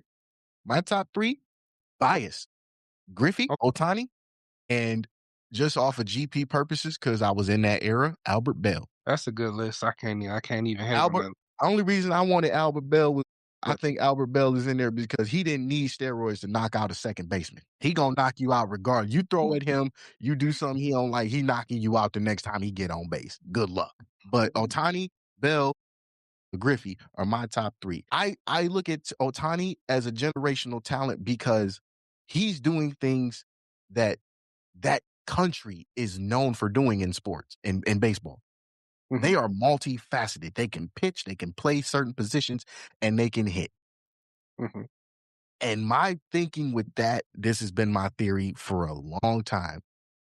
Why ain't we going, especially with the Guardians, why ain't we going overseas over in Japan to go pick them up? we don't want to spend that money. You know that? Hold up. At the time they're playing, they don't know that. Get Also, I mean, them. it it's also depends on who you trying to get because when we know Otani was coming over here, them smaller market teams, like, we know we ain't got no chance. So it don't even matter. So if you go over there and just try to get somebody, you take a gamble. The Mariners didn't know Ichiro was coming. And that's a small market team. I When think was the last time you saw the Mariners in the World Series? But that was also a long time ago. But I can name 3, 4, maybe Japanese players that came over here. Nobody knew they were coming over, and yet they literally changed the game. Daisuke Matsuzaka, Ichiro, and Otani. And there was no money involved until they got here, had a couple years under their belt to play Major League Baseball, not Japanese baseball, Major League Baseball. Didn't we just have a whole talk about how our ownership group is kind of cheap and they not gonna spend on the players we got? What makes you think they gonna fly to Japan and try to get one over there? They're not about to do that. Because it's cheaper. Nah. It's cheaper. If they don't know what's going on, the rules are different for Japanese baseball. Because don't they technically have to talk to the club as well? Yes. The Japanese club over there, and they have to get permission because a certain amount of their salary goes to them too. Am I correct? Yeah. But it's easier because look at what you got to do with the Latin countries. You got to pay them way more. You do. You got to pay them way more. If I go to Japan or Chinese Taipei or even China, hey, I like this guy. But it's also about What's it going to take for me to get him? when you do that, you got to build a relationship, and that can build the pipeline. Just like you kind of mentioned. I ain't seeing why it ain't been done. I'm not They, seeing why no, it they ain't do been done. need. I just Cause feel I- like again, if you are in a situation like this where you like a Cleveland and your owners don't want to spend, at a certain point, you just gonna have to stop hoping for the best and do something different. You feel me? Yeah. 'Cause obviously, it's not working. It worked in 2016. And to your point, had it not been for the rainstorm, are we having this conversation? We would have had that one 10 years ago, and we would have just been happy with that. Exactly. And the Cubs but- ain't been back since. But that's the thing. Could you imagine if We we get really one, tips in 1 year? we would have burned the city down. That's probably why No, I we was would like, not y'all We, can't handle we that. would not have burned the city down. We would have built Hey, new things. We look, would have man. built new monuments. Look, that's because like ultimately Cleveland is a sports town, but Cleveland's a Browns town first. And that's why the Browns suck. God is just like, y'all are not ready for that. I'm 100% convinced God is just like, y'all are not ready for that because y'all don't know how to act. Why would I? Y'all need to. Y'all need to stay at the bottom until y'all can get your act together. That's tough. That's tough. He has a very valid point. That makes a Think lot about- of sense. remember The the average Cavs Cleveland person championship cheers parade? for the Browns. The That is Cavs tough. championship parade, there was what, like 1-2 shootings? Oh, I'm that's pretty sure bad. all of us was downtown. No, I when was that not happened. downtown when that happened. I made that mistake. I ain't gonna make it again. listen, I'm gonna say this. I need y'all to go with me with your imagination, right? So Okay. I don't know. I lived in Arizona for 10 years, right? I don't think y'all How's realize how that funny? Browns fans are all over. Because I know the reason why. A lot of people don't understand how many Browns fans is all over the country and over the world. It's not just gonna be Cleveland this basically set on fire. Every city is gonna feel it because we migrated everywhere. I think we're number 3 when it comes to out of the country for football fans. We're the Yes. third team out of Third the or country. second. Third or second. So if you don't think like the whole world is about to go nuts, they about to go Because a lot of people from Cleveland, they try to move out. down the road. And that's the one problem. Ohio. And that's the problem right there. They don't Ohio think is we The do. problem. Okay. Ohio's So- called the Harleys for a reason. So here's my thing. We're gonna end it on this note. Roundtable, World Baseball Classic, who takes home the championship? Because last World Baseball Classic, Japan won. Japan. That's tough. That's tough. Kodo, Yeah, name that player that's on their team. Go ahead. Otani. But he's not the only marquee ball player in this That's tournament. that's why I'm gonna go ahead and put my bid in and go ahead and say it's gonna be Japan because he's there. I don't know. It like I get why. And I can even see if they was the favorites, but at the same time, like, we can't just act like baseball is mostly a Japanese sport because you could say the DR gonna make some noise too. They are. Like them Latin American countries play some baseball too. Question: He was the MVP of the World Series. I mean, the World Series or Otani, yeah. It the wasn't World Series or the Classic? The World Series. It wasn't Otani. It was the pitcher. it wasn't. I think he's Japanese as well. Or the one that came over, I think, a year or two ago, right? Yeah. So for them that. Not necessarily Well, one night, no. That Yes, don't make it. it actually was. It actually was. The MVP for the Dodgers was Yoshinobu Yamamoto. So pitching wise, they got it. My man Yeah, told it or that's something. real Like, value. What is that? I don't know. No. For your shipping compartment or something. That's all. But we are going to go to another commercial break. And when we come back, we're going to touch on one of Jacob's favorite subjects. So stick with us. You're watching 4th and 15 here on the 216 Sports Network.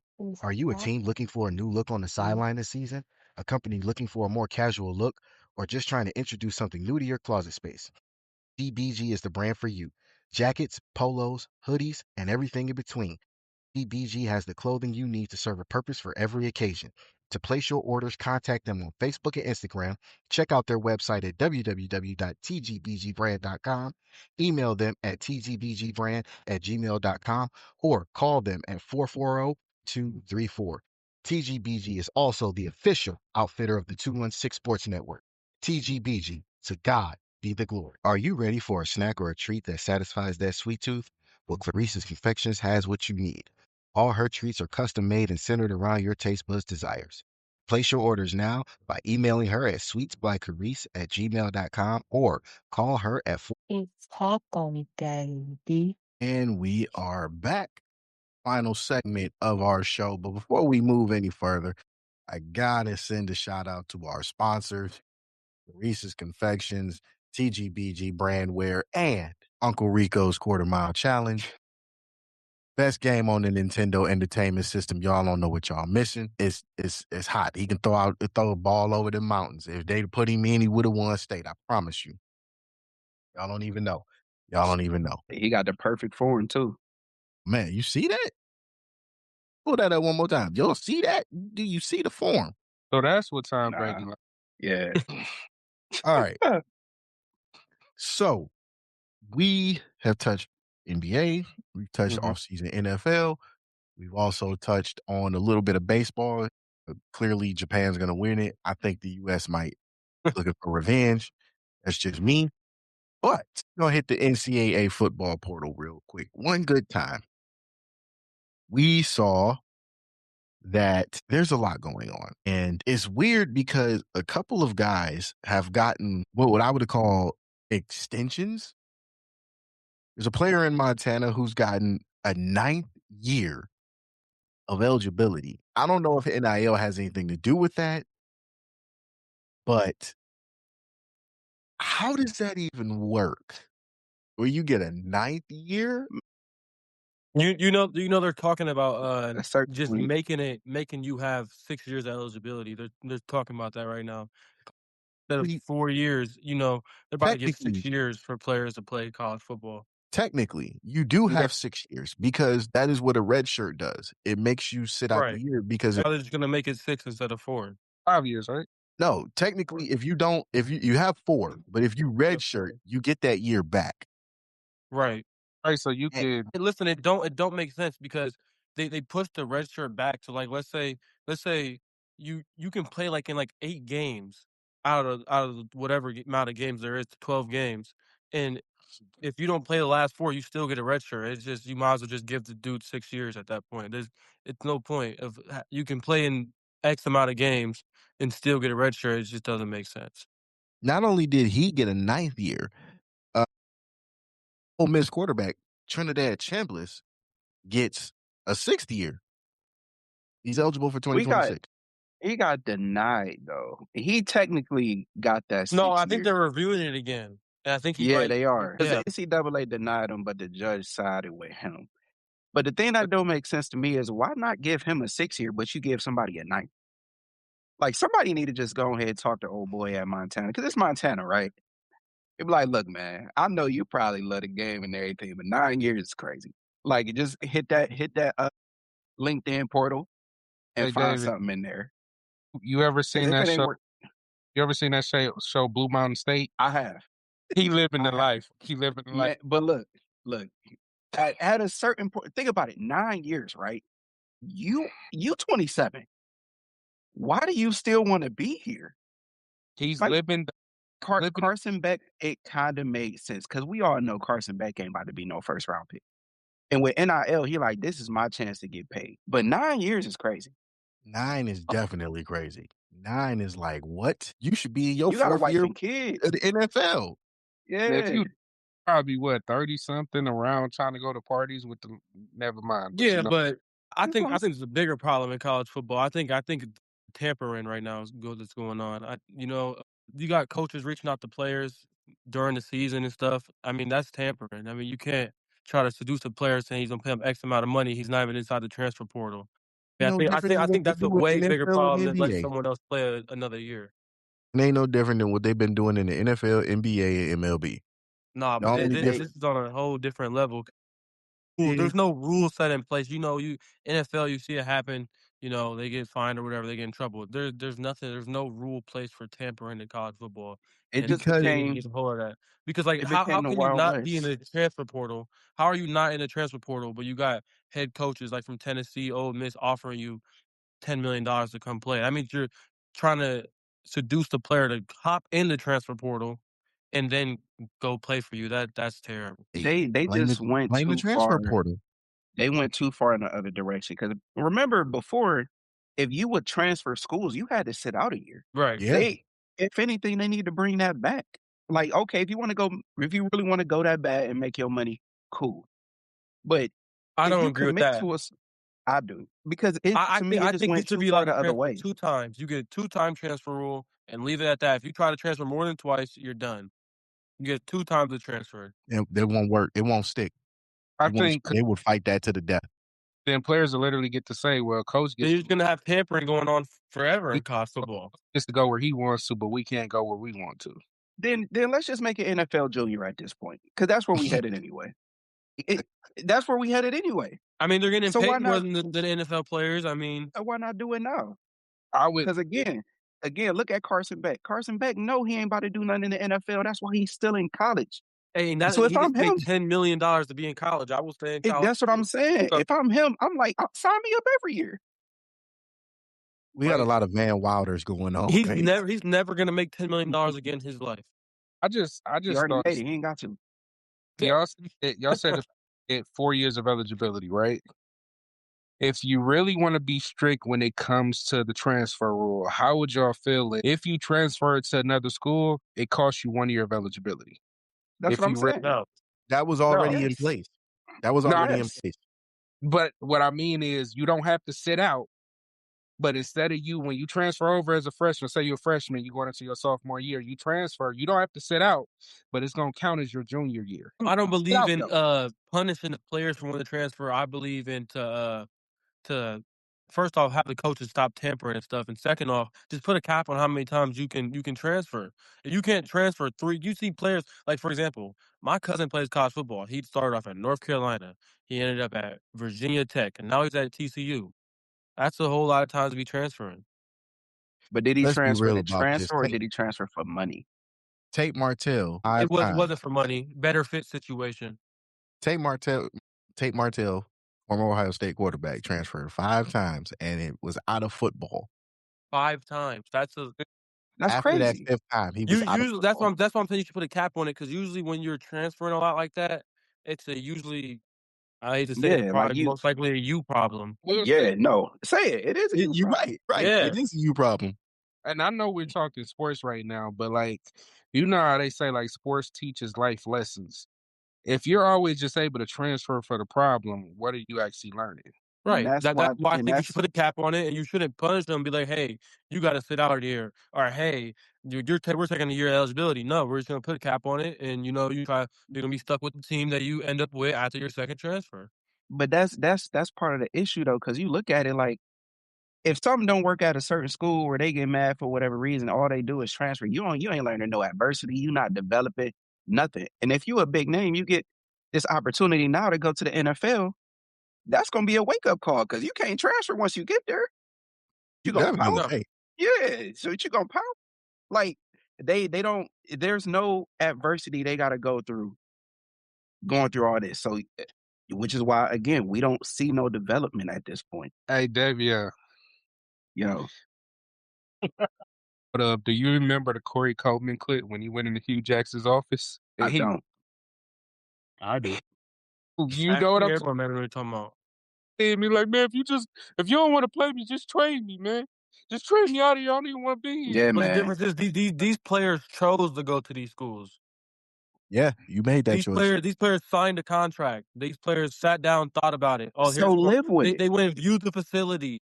Like these players are like these coaches in college football are auctioning their program. Like they're trying to show like, hey, this is why you come here. In the NFL, you're here and you can leave if it's too much of a But problem. like And not I'm not mad at anybody transferring. Transfer for a better situation. Transfer that's for more cool. But if you're money. transferring But for when you money, one of them people, no, because when you one of them people, you transfer 4 or 5 times. It's like you the problem, not yeah, I would any of these other places. I would say you get one free transfer, was completely free with nothing attached. If your coach leaves and goes to another school, then you should be able to transfer without any penalty. That That's would how there it should be, be used to no be. penalty. There should be a cap, and then there should be a cap on how many times you but can I do mean, it. but I And mean, like, and you made a good point right there. And that shouldn't take away your transfer if your coach leaves. so you saying do the two, so Wait a that's the minute. So I don't get punished if my coach leaves and he was the reason I'm over there? What do No, you I mean? I'm saying I get if you commit to a school because of a coach and that coach leaves, you should be allowed to transfer. Yes, Why? without no penalty, because yeah, because usually a player's not committed to a program; he's committed to a coach. yeah, so if your coach decides he wants to go somewhere else, that should be a free, like, okay, I can transfer wherever I want to go because the guy that recruited me is no longer here. I Right. Well, don't I don't nine agree times with out of 10, ain't no loyalty anyway. Because look at Lane Kiffin. right. So why You feel me? I don't agree with that because if Lane Kiffin could leave, why can't I and not be punished? Well, I'm gonna say this. I'm gonna say I this. don't. I grew up in the era where you couldn't transfer, and if you did, you lost that year. I feel that put if you just get rid of the transfer portal, this will solve a lot of issues. No, you're not gonna have the same. You're gonna have the dominant SEC teams again. You're not gonna have No, you're like you're not not. gonna have this open. No, no, Well, you're not. how you think Indiana done won national championship? Because They all in the them transfer portal. they got a team of 30 years. None of them players on Indiana commit to Yeah, Indiana. They commit to other schools and got brought in, and they're all like And they had 23. the because you got oldest 23 and and you against had the 18-year-olds. oldest That's what it teams. is. No. Hey, I don't like Yeah. that. Listen, You the had the average college oldest football team team that win in national the entire championships country. aren't full of freshmen. So I don't believe in the 23 versus 18 because the average No, you team doesn't have have straight freshmen playing. That no. Indiana team was the oldest team in college football. That's fine, but that's But not what the I'm reason why they won it all because the no, average team in college football ain't um, 18 and 19-year-olds playing. It's 21. That, what I'm I think And saying then when is you go to what the I'm NFL, saying. you're this 25 playing against fully developed this 30-year-olds. like they're the oldest team, but they No, also have that thank you. That's what I'm so saying. I'm not saying They came together for 1 year together. I'm not no, listen. What I'm not saying that a team full of 18 and 19-year-olds win championships. I'm saying there's usually a mix of veteran players and younger players that can contribute. Look at Ohio State when they won it. They lost so much talent to the draft. Indiana's thing was we're gonna Ohio take a State lot had of a two bunch and of three old stars, players. but they also had young players. What I'm saying is Indiana was like, we're gonna take a lot of 2 and 3 stars that are between 20 and like 23 that have the experience and run with that. And it worked. That's smart. But that's what he was saying. That's That's experience. That's why they were the oldest team in college football won because they had more experience. If you get rid of the transfer portal, and this is nah, my I don't know about opinion, any more experience. this is my opinion. If you get rid of the transfer portal, you will not have that SEC dominance anymore because look at the way the landscape has And changed.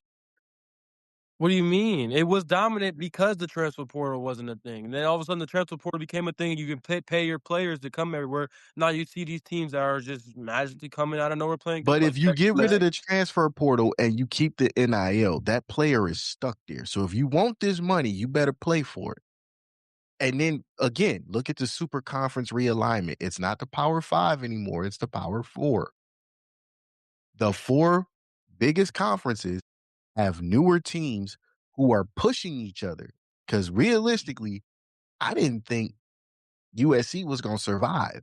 I didn't think Oregon was going to survive in the Big Ten. Oregon's been to the Big Ten championship. I mean, I didn't think the ACC would look the way it does. Without the transfer portal, there's no point in even having NIL at that point. You can still have NIL. but now you're stuck. But Now you're stuck. how is that going to fix the part of a dominant conference? If you take away NIL and not the NIL, if you take away the transfer portal, it's going to be the Big Ten or SEC about every year. See, I mean, it's It's already already like the that, Big Always but Ten or been the like, the It's always been the Big Ten or the yeah, SEC no. for But the like you're last seeing 30 lower years. level teams that are actually being good and becoming better. I would say this, like I get with Like both. Texas Tech 1 year just was like, you know why Texas Tech was good this year? Because they got a lot Exactly. of money in Texas Tech. They got they When was the last time you saw Texas Tech win the national championship? when last time you saw them relevant? The You're last time getting I these saw them fans to relevant be was Michael you're getting these Crabtree. fans to engage with that's good for college football. It's more money for the sport. You're getting to see these low level teams like Indiana, like NCAA is Texas making more Tech. money than the You're letting the NFL. fans, you letting these low level schools fans actually be more engaged. I think we was talking about a different topic about lower market teams and their fans being engaged with it. Now these are the opportunity for teams with lower level at a expectations. Their fans at can a be excited for a season. You got you teams like Northwestern that can look at like Indiana, like they haven't did nothing ever, and they just had one spectacular year. Like you getting your fans back invested into the sport. That's just great. That's why college football is making so much money now. They make more money realistically, than the NFL. So what difference would it make? Now, yeah, I mean they're making a significant amount more money because you're seeing these lower market teams being looking like, oh my goodness, we can win. Texas Tech you're proved that this year. that's not 100% true because you saying lower How is that market not teams. true? It's not a it's because it's this is how I look at it. The national champion every year is going to come from one of four conferences. As a Kent State graduate, right? Kent being a MAC school, I know there was zero chance, no matter how good they are, of them winning a national championship. Even though it's still a D1 school, they have no chance Yes, of actually winning a national that's a championship. whole different subject. I'm talking about lower level schools within them Power Four schools. But I'm a candidate. I'm a person who thinks that if you're not in the Power Four schools, they need to have a separate playoffs. The MAC, the American Conference, they They need to have their should. own playoffs. They should. That's what I'm a Yeah. believer in. I'm talking about the Power Four schools, the lower teams like Vanderbilt, who just had a magical year. You know, teams like So, that, who's in the Power Four, that are on a lower level of the Power Four, who's not that good in the SEC, not that good in the Big the, Ten, not that good in the the ACC, not that kids, good in the Big 12.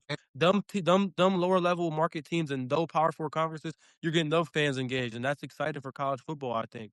And yeah, so Jacob, how would you make it more competitive to where even those lower level teams may still have a shot? Is there anything that are could you talking about non-Power Four conference or Power right, Four conference? right? Is there any way that you feel that you can give them at least a shot? Who the Like, teams outside the Power Four? yes. Impossible. That's why they need to make their own Oh, playoffs. yeah. Impossible. It's like literally impossible for Bowling Green to run the tables and win the national championship. Same thing with Toledo, Miami, Ohio. That's what they need their own playoffs. And they get throttled in that because you got to see North Dakota State every year. I mean, they.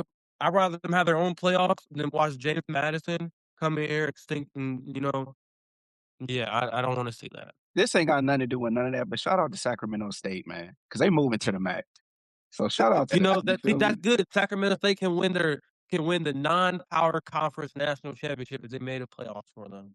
You know what? I just something to the point. I know when it comes to like soccer, how they have different leagues. Like if you're not winning or doing right, they'll drop you down. I can see them doing something like a level situation like that. That way, you get your national championship from the non-power fives and the non-power That four. that Like would we didn't be need to see Division Kool-Aid. One. We didn't That need would to see be James Madison. FCS, Division Two, Division Three, and But NAIA. That's already in place. you have Like a hundred. I would have way rather saw Vanderbilt play Oregon than James Madison. It'd be the same result. I don't know. Oregon did not look that good in the playoffs, and James Madison put 40 points on them. I think Vanderbilt would have had an okay time scoring versus that defense. And Vanderbilt's been a doormat Or since Jay Cutler not even left. them. F that. Texas would have been a good matchup. Texas was playing great towards the end of the year. Beat the number 3 team at the time. You know that Texas and them went to the 7th seed. Yeah, I'd rather see way better match than James Madison in Oregon. Don't worry, you know you're gonna have Notre Dame that's in there because how they had the rule change for them. And the crazy part about this is, no matter what we think, the NCAA is not going to change unless they really want to. That's just the reality of it. They're making a lot of money and they're gonna keep doing what it takes to make a lot of money. And that's really the end all be all. But do I think I honestly was not a fan of the transfer portal just because I knew, it's gonna hurt the incoming kids coming out of high school. It's gonna hurt, kids that want to play and want to be somewhere. And I felt like after watching the Tate Martell situation, it was just like, bruh, yeah, y'all got to do something because I, he transferred 5 times, couldn't cut it, and now he's out of football. so let me ask you this. And he was a highly ranked recruit coming out of high school. The last 2 national champions, do they win their national championship if there's no transfer portal? Honestly, I think so because the last 2 champions were before this year were Michigan and Ohio State. But I Ohio honestly think so.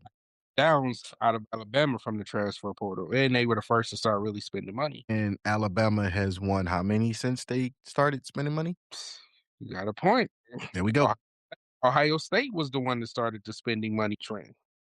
And they The got Downs out of it, which made their defense great. Plus, they bought a couple other players. They were said to have one of the highest paid defenses, and that did help them get a national championship. Plus, their quarterback came out of the. don't tell me I can do something and then I do it and now it's a problem. But I get exactly what you mean, and that's why I'm asking if there was no transfer portal, if they couldn't do that, would these teams still remain as national champions? Honestly, I No, believe so because Michigan and Ohio State have the recruiting tools no, to do Michigan, that. Ohio, yes, but Indiana would not win the national championship Oh this yeah, year. no. That's why I said the last 2 before this year. Yes, it'd be Okay, yeah. Michigan and Ohio State. Ohio State Indiana won was a regardless. torment. Those were the 2 best teams those specific years. Those Yeah. specific years, Michigan and Ohio State were the best teams that year. Indiana hadn't been good since Antoine Randall left. Think about that. You know how long ago that was? That was 1998. Right. I mean, dang. So realistically, if you don't have the NIL, you're lucky to have a 7-3 Indiana team. You're lucky to have a 6-5 Illinois team, a 8-4 Northwestern. But with the improvement of the conferences, it's gonna push you because now you got to recruit California to keep them kids from going to USC or UCLA. You got to recruit California to keep them kids from going to Oregon, Washington. You got to recruit Texas because you got to. You got to recruit Florida. You need speed. Ohio State, Michigan, Alabama, Georgia to a degree, all of Texas, and all of California were already doing that. The only thing different was now you're giving them an incentive, which was money. If you take away the portal and say, hey, I'll pay you, but you got to stay here. I think that improves recruiting for one. And on top of that, if I know I'm stuck here, I got to make the best decision for me because I'm going to be here for the next 4 years. But if their coach, and this is what we were saying earlier, if their coach ends up leaving and going to another team, will you give them the right to leave as well? No, you commit to the school, not the coach. And the reason I'm saying that is because, Jacob, you've been told this. I've been told this by the same person. You're not playing for the person on the back of the jersey. You playing for what's on the front of the jersey. When you were in high school, what was on the front of your jersey? What was on the front of my jersey? It said Railroaders. We couldn't just up and transfer to that school down the street or the school in Midtown. You had to stay. So if I'm telling you, I'm going to pay you 10 mil, but you got to stay here, you're going to make the best decision you ever made. Because if you don't, you're screwed. Let me give you a little pushback. When you get the opportunity to choose where you want to go, aren't you also looking at the coach's scheme that fits best for you and your playing style? Yes. But So if he leaves, that don't give me the right to leave too. But if he takes his playing style, the one that you felt was best for you, and they switch to something completely, that's why I say that's why I don't think players should be punished, but I think if a head coach does leave, because like as a player and you're recruiting to a player. Like for example, a great example, Savion Hitter, #1 ranked running back recruit in this upcoming class. Michigan got him. All the stuff with Michigan came out about Sharon Moore, all that stuff. He was about to trend. He was about to, but since But he also never set foot on I'm the not. field either. Listen, Kenny Kenny Witt, Kyle Whittingham, Utah's head coach, comes to Michigan. He keeps Tony Alford, the Michigan's running back coach. He keeps him. Then Savion Hitter goes on Twitter and says, "I am a fit. I'm not going nowhere." And then added Tony Alford in the tweet and said, "I'm ready to work, coach." So with that being said, that proves a player, the number one recruit, even so, like this proves the players are committing to a certain coach. They're not even committing to a head coach. They're committing to the position coaches. They're committing to a certain coach on the team that they believe their play style can fit their team. And so that's what I'm saying. Like let's say Kyle Whittingham came in and kid brought in a different running back coach, and Savion Hitter thought like that's not my play style. That's not how I how I operate. He might have thought differently. Like, hey, I don't want to be here no more. So I think players are committing to a position coach and the coaching staff in all. If I your think coach leaves, I think you should be able to leave too. I want to add on to that. I think you're asking a lot for these kids to be committing to going to a school as the thing because a lot of times these coaches sell them on things that aren't true. There are a lot That of is things true. that are coming in. These coaches are when they're recruiting, they're not using the most authentic of tactics to get these kids to go where they want them to go to get them to go. Like they're manipulating kids into wanting to come to their school. Then a lot of times they're even manipulating the parent. They may be like, "Oh, there's a program at the school that they can learn. They got to do That's true. this, that." But then, like at the end, I'm like, "No, that's not the case. It's never always truly 100% for everyone. There are maybe some coaches who love education, maybe some other coaches who love other things, but at the end of the day, you are committing to someone who has sold you on something that you really don't know much about when it Right. comes to that college And experience. my cousin that plays college football, Michael Short, he transferred to Virginia Tech. Virginia Tech coach got fired the third game. He got sold on a false dream.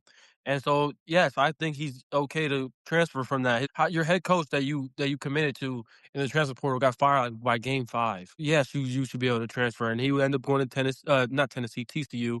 And I agree with that. I don't think you should be punished or anything like that. You transfer to that school on a broken promise at that, and then your head coach got fired within 5 games. Yeah. And we know when it comes to, like, let's be honest, offense and defense, there's so many different schemes. You're trying to get to the NFL, so you want to pick the scheme that gives you the best opportunity. So Right. So you're probably committed to a coach. If you're a defensive back, you're the defensive the DB's coach and the defensive coach are the ones recruiting you. Ain't the head coach. These position coaches are the ones that build a relationship with the players. That's if why if I'm a then that's why Savion Hitter, the number one running back in his class, waited till the news came out about if Kyle Whittingham was keeping Tony Alford on the coaching staff, which he did, and that's why he's committed. Usually, these position coaches are the ones that are talking to the players, building the relationship. They're not committing to a head coach. They're committing to the position coaches and the Pacific coaches that are helping them become better players. Next thing I'm you know, you're gonna see this. go ahead. Next thing you know, you're just gonna see this shit. You're just gonna see Brutus hitting the transfer portal. Like you're gonna see mascots hitting the transfer portal. Hey, if he get paid enough, I ain't even gonna be mad at him though. Here you go. I got Listen, beef with him. I'm just saying, your top wide receiver. Yeah, he thought he was slick what Right. he did this year. I mean, last year. Oh, with the whole drawing the eye in the Yeah, he thought he was slick. I got some choice words for him. hey, You ain't about that life. Yeah, with Brutus don't I make am. us get him When on it the comes to Brutus I am. I'm on that with Brute. On that note, that'll do it for this episode of 4th and 15. Like to thank LeBron, Anthony, and Davion for being on. Appreciate you guys. Loved the talk. Loved it. Just loved it. Like this was entertaining. Like, thank you guys at home for watching. Don't forget to like and follow us on Facebook, YouTube, Instagram. Subscribe on YouTube. Our first documentary is out, but the only way you can watch it is if you're a member. So go ahead and be a member to watch that first documentary. We answer some questions about a very good movie that a lot of people ain't watched or haven't watched in years. Next week, I want to talk about something because I don't know if Jacob has experience in this area, but I want to see the debate between you guys. So we'll talk about that off the air. But next week, we're going to have a jam packed show for y'all again. So thank y'all at home for watching. For LeBron, for Jacob, for Anthony and Davion, I'm Mel. Peace.